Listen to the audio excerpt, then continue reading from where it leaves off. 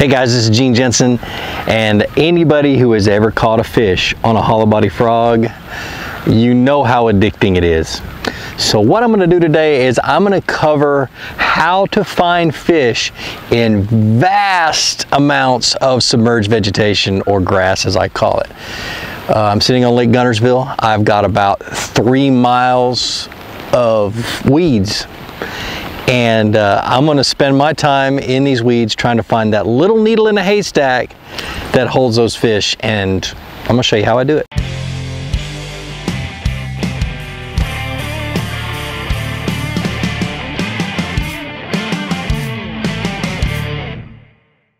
All right, first of all, the very first thing I look at when I get to the lake, or if I can find that information online or on my phone or on an app or something, I try to figure out whether the water is falling or rising. If the water's rising, the fish are going to push shallow in the grass. If it's falling, they're going to pull out deeper, and they may be in submerged vegetation instead of this matted out emergent vegetation. So you really got to pay attention to that, and they've really been dropping Lake Guntersville over the last about a week and a half, and so a lot of these fish, I feel like they've pulled out into the deeper grass. I'm sitting in about 5 feet of water right now. I'm going to test that theory first before I move shallow and go from there. All right, going into this, you got to have a mindset of you're looking for the needle in the haystack, because it seems like in this grass, largemouth bass tend to school up, and they'll school up into a small area. You will probably find them in an area less than 50 feet long. And to find that 50 feet in all of this area, there are some tricks to it. There are some ways you could go about covering water a little bit faster. My number one rule when I'm looking for matted vegetation that's holding bass is I'm listening with my ears. I don't like to go around on the big motor because you can't hear, but I'm listening for that proverbial, sounds like a little bit of popcorn popping. It's just pops that are, the bluegill are feeding on the bugs and on the stuff that's caught up in the grass. And so you can hear the pop, pop, pop, pop, pop, pop, pop, pop. And the more that you hear, the more life is in that grass. I'm sitting between 2 mats of grass. I got one sitting right here, and I got another one sitting right over there. Okay? And it's really crazy. This mat of grass is dead silent. This one over here has got a ton of noise coming from it. So I'm not even making any casts into this what I call a dead mat. And so I'm really going to pay attention to what's going on the mat that I can hear. Does it mean that there's bass in that mat? No, but there's definitely not going to be bass here. There can be bait fish without bass, but there will never be bass without bait fish present, because bass have got to eat. So I'm listening for those bluegill, and that bluegill tells me that there's life in those mats and there's bait fish in those mats. And now I'm going to pay more attention to this kind of stuff and really look for the bass splashing and things like that as I'm fishing along. All right, so I got 2 or 3 different lures. Actually, I got 3 different lures that I use in vegetation, or in this type of vegetation. In matted vegetation, I use a hollow body frog, a tinkle frog, which has got a little buzz tail on the back end of it. It's really good to cover water really fast. But a lot of times, especially in changing conditions, the bass aren't going to really hit a moving bait, or a bait that moves really, really fast. So I love to use just a regular spro frog. Now I want you to look at the difference between these 2 spro frogs. You got the poppin' shad, and they also have a poppin' frog, and then they have your standard spro frog. If I'm fishing matted vegetation, this is not a good frog, because those lips and the flat front of the poppin' frog really does catch on the grass as you're pulling it through. So I'm only going to use the ones that have the pointed nose. The poppin' frog and that kind of stuff, or the pop shad and the poppin' frog, are really good for open water when you're covering that submerged vegetation, and you can walk it and spit it and everything else around that open water. So yeah, always make sure your frog, no matter what brand it is, has a pointed nose, so you can work through these mats a whole lot more efficiently.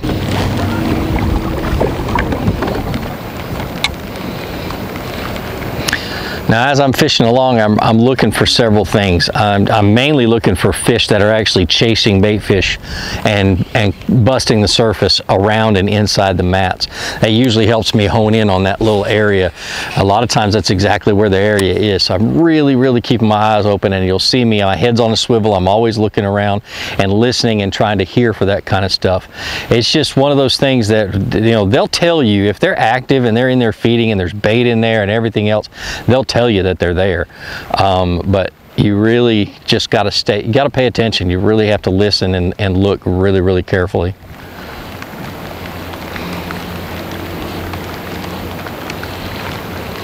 So now, as I'm moving further up between these two mats, the one on the left is starting to sound pretty good. Back there it was real quiet, but up here I'm starting to hear a little bit more popping.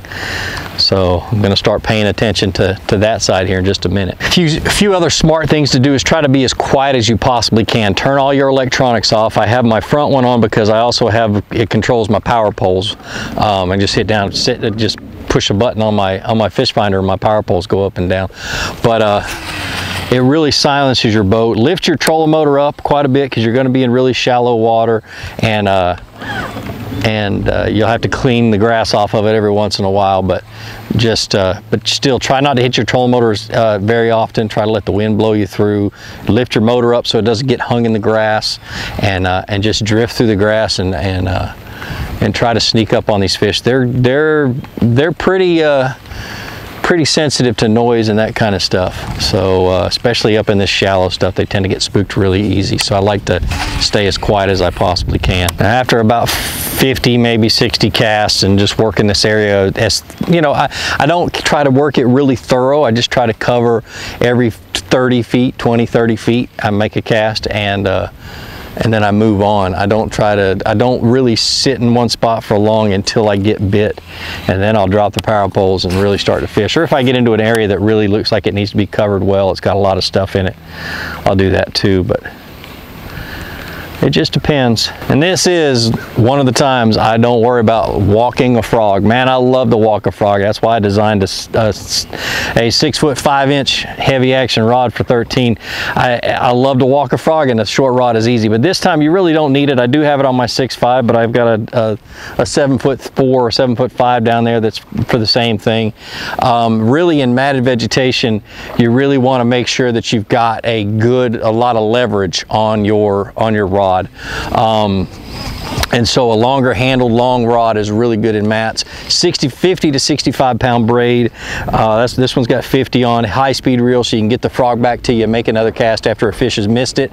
It's just have the right equipment. A heavy action rod is a must, and it's not because the fish is 50 pounds. It's because the grass that you're going to bring in and pulling a big fish out of this kind of grass can really create a lot of stress on your line. And if you are going with anything less than 50 pound, you're asking for it. You're asking to lose a really good fish, or a fish of a lifetime, actually. So yeah, so beef it up and have fun with it.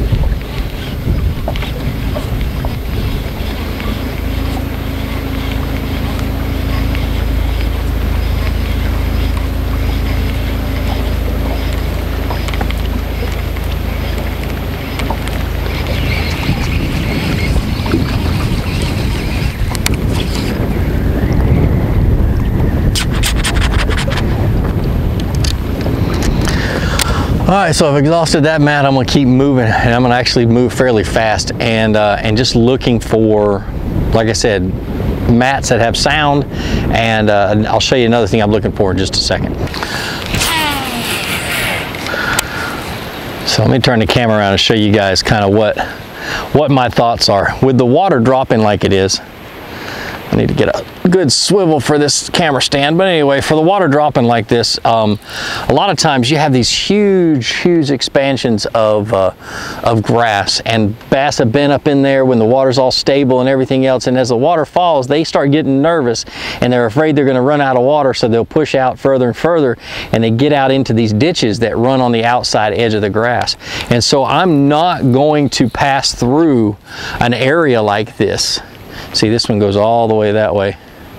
I'm not going to pass through an area like this without throwing something there. So I have on my deck, I have a spinnerbait and I have a chatterbait. Now, chatterbait works really well in submerged vegetation, and I love to throw a green pumpkin or a white. And you see we got a little bit of hydrilla down there, but so I'm going to make 3 or 4 casts as I'm crossing these areas and these open areas, just to keep myself honest and to make sure that the bass aren't hanging out deeper than I really want them to. I really want to catch one on a frog, don't get me wrong, but if they're out here, it's good to know. So I'm always going to have a chatterbait, a spinnerbait, or even a swimming worm that I can throw around in these deeper ditches and see if I can't catch a fish out here.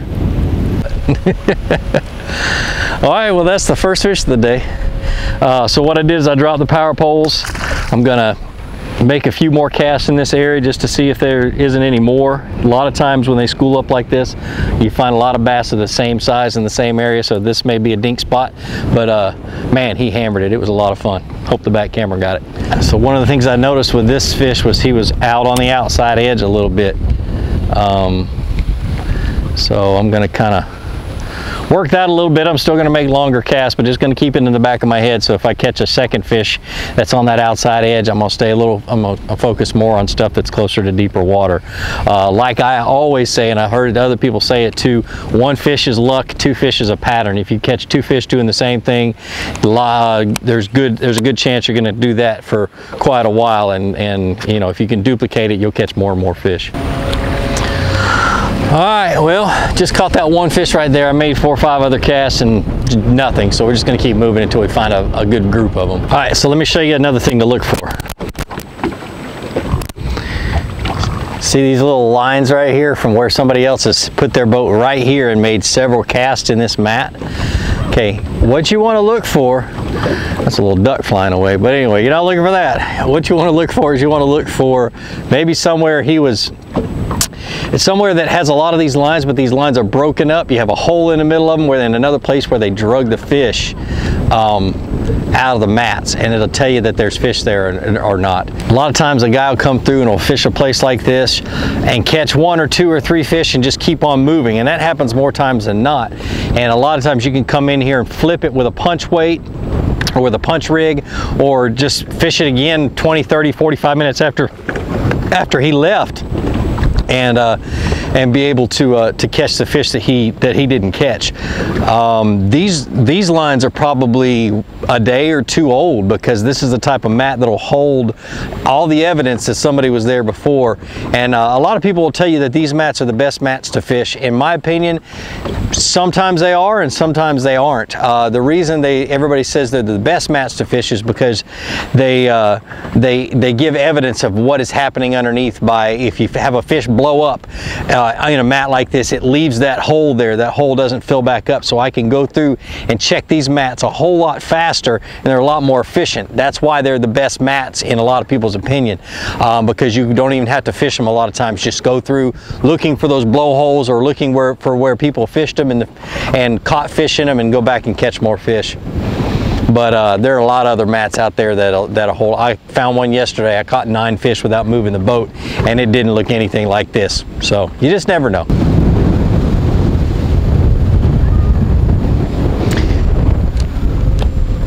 See, like this spot right here.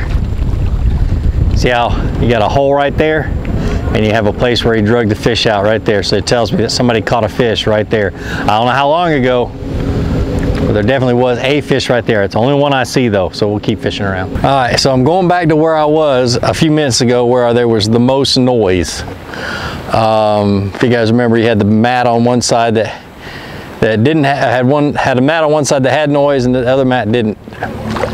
And so we're going back to that one. As I was going back, I saw a bass about, oh yay big, jump up out of the water. and then another one jumped just a little bit before that. So I really have a feeling they're there. Now how to catch them is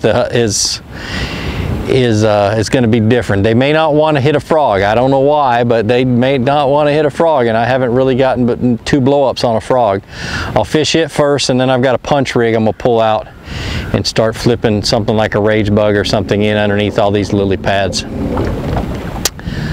But first we got to sneak up on them.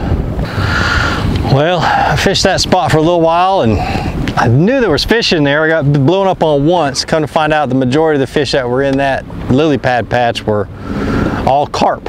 So I am back to searching again, and I'm searching the next mat out. This is all hydrilla. Bass a lot of times prefer hydrilla, but just as I was pulling up here, I chased a few bait fish out, and I watched a bass blow up right over here. A lot of current pushing through here because of this wind. I hope you guys can hear me because of this wind, but I'm going to fish this spot for just a minute, see what happens.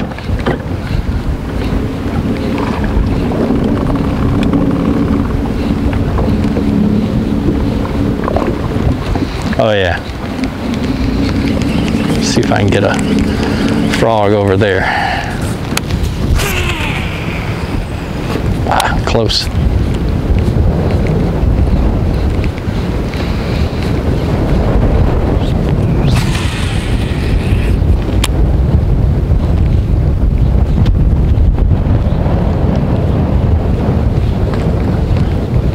Come on, hit it again.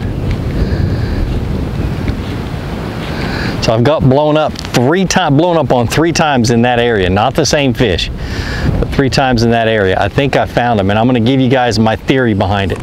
Okay, there was an area. I don't know if you guys can see it in this camera, but there's a yellow area right back there, and that's a really nice mat. It's got a bunch of blowholes in it, stuff like that. That guy fished it for about a half hour. The guy that's way up there fished it for about a half hour, didn't catch anything, and then I saw some fish out here in these lily pads, and I came over here to these lily pads, and to be honest with you, what has happened is with the water falling or dropping like it is, they were up there the other day.